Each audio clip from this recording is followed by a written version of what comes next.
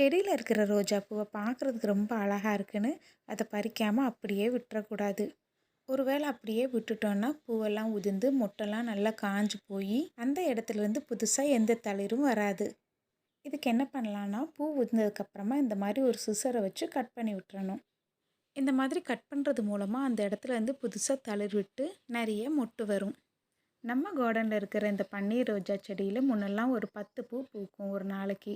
ஆனால் இப்போ நல்லா ட்ரிம் பண்ணி விட்டதுக்கப்புறமா ஒரு நாளைக்கு குறைஞ்சது 20 பூ பூக்குது. அது மட்டும் இல்லாமல் நிறைய இந்த மாதிரி மொட்டெல்லாம் கூட வச்சுருக்கு. நிறைய பேர் கேட்டிருந்தீங்க இந்த செடிக்கு என்ன உரம் போடுறீங்கன்னு. செடி நல்லா பூக்கிறதுக்கு உரம் எதுவுமே கடையில் வாங்கி நான் போடலை. நம்ம வீட்டில் சாதம் வடித்த கஞ்சி, அப்புறமா காய்கறி வேஸ்ட்டு, பழங்களோட வேஸ்ட்டு இதெல்லாம் தான் போடுறேன்.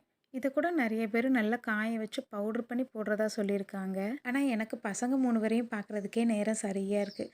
ஸோ இதை அப்படியே தான் போடுறேன்.